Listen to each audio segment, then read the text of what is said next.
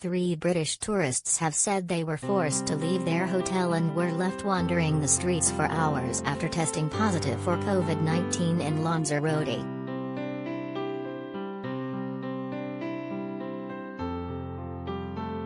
Alex Williams, who lives in North Wales, flew to the Spanish island on December 20 for a Christmas break with his brother and friend.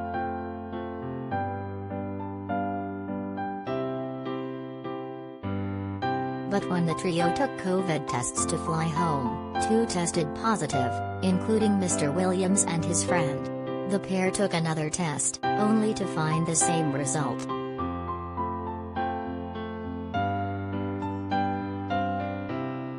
But Mr. Williams says after the test, there was no information about what to do next beyond advice that they should return to their hotel, Hotel Lanzarote in Arrecife.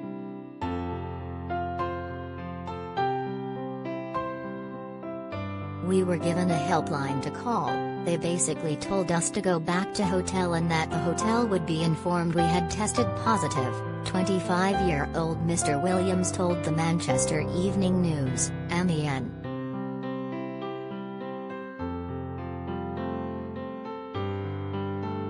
We were in our rooms from December 30th to 31, when we were supposed to fly home.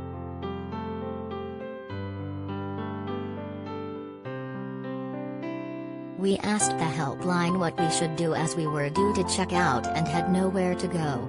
They put us in touch with a support service for tourists with COVID in the Canary Islands, run by AXA, which said it would find accommodation for us but couldn't promise anything.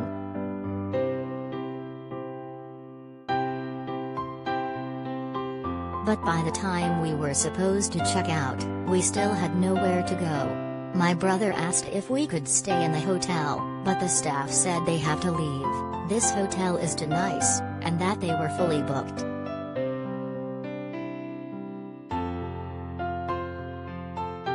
But I don't think that's true because the hotel was half empty. As soon as they found out we had COVID, they just wanted us out.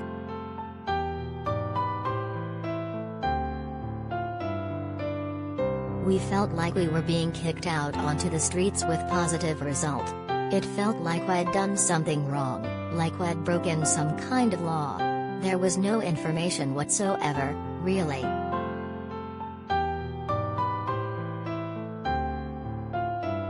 The hotel firmly denied Mr. Williams' comments and said the hotel was fully booked.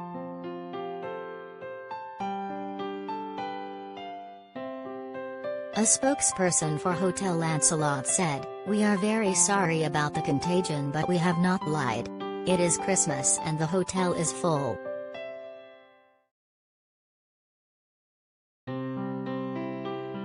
We are currently assisting 3 families with isolated COVID and we do the best we can. The argument is not true.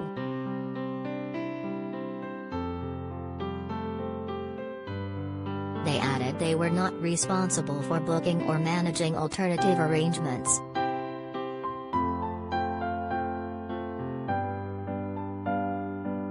Mr. Williams said that he was left trying to ring alternative helplines to try and get reassurance and information on what they needed to do.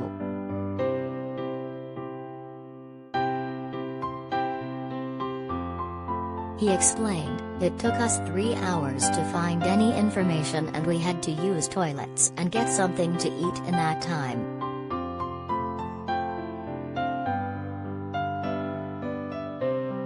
I resorted to calling the British Embassy.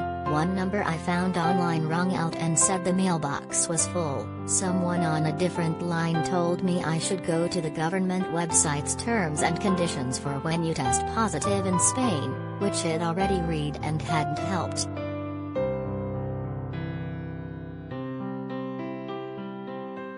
We were in a serious situation. It was New Year's Eve and we couldn't be out all night with our bags. It wasn't safe.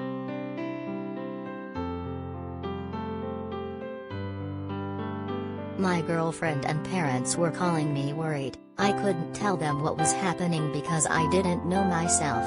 We were fine in ourselves. It was the uncertainty of not knowing what was going to happen next."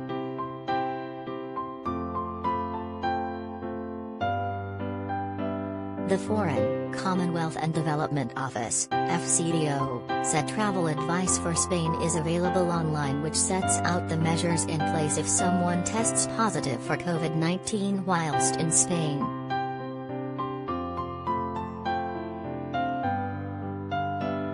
The advice includes the possibility that they may be required to enter a quarantine hotel, and that British nationals should follow the advice of the local authorities at all times.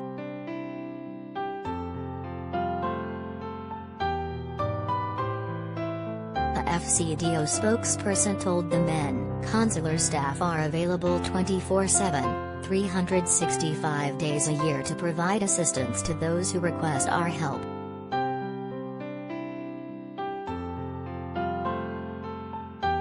Mr. Williams said alternative accommodation was eventually made available for them, and they were later picked up by an ambulance.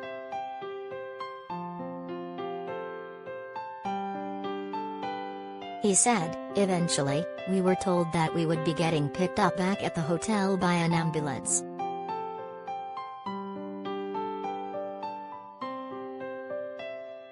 Neither of us had any symptoms at this point. Was the ambulance going to take us to hospital? We didn't know."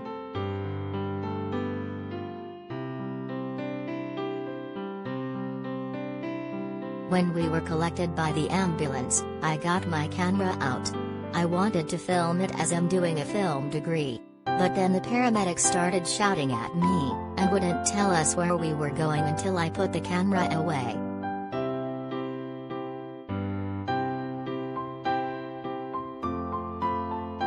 The paramedic started getting so angry that he said he would call the police.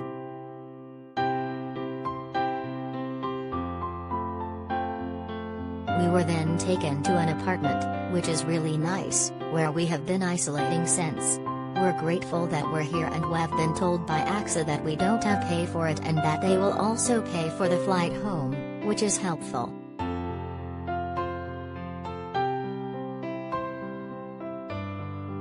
But if I thought this was going to happen, I wouldn't have booked to come away.